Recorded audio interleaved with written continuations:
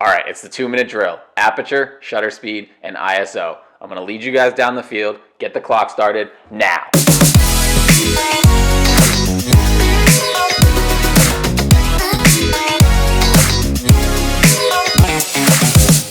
Aperture, shutter speed, and ISO. These are the three camera settings that come together to make a picture, or what photographers call an exposure. Now, each one of these individual camera settings controls your image in a different way, but it's the combination of all three of them together that makes a picture, using what's referred to as the exposure triangle. So, in other words, all three of these are connected, and if you change one setting, it affects the other two. But if you can master all three of these, you'll be able to shoot like a pro no matter what. Aperture is the size of the opening that lets light into your camera. You can literally see this if you take a close look at the back of your lens.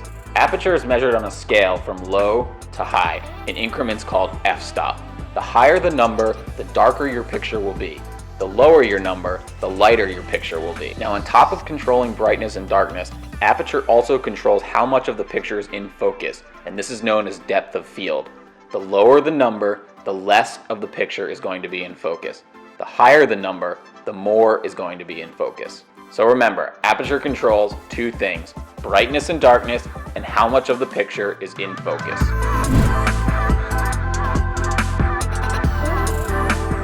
Shutter speed is the measured time of a photo. It's literally referring to how fast your camera's shutter opens and closes. It's measured in thousandths of 1 second, so the number of your shutter is actually that fraction of 1 second in time. The higher the number, the more you freeze action. But keep in mind, the photo will be darker because there's less time for light to pass through the camera. The lower the number, the more you blur the action. But keep in mind, the photo will be brighter because you're allowing more time for light to pass through the camera. So for fast-moving subjects, you need a high shutter speed.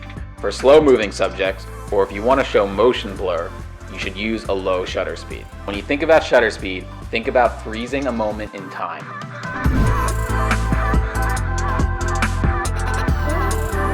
Finally, ISO. ISO is the chosen light sensitivity of your camera's sensor. So the higher the ISO, the more sensitive your camera will be to light.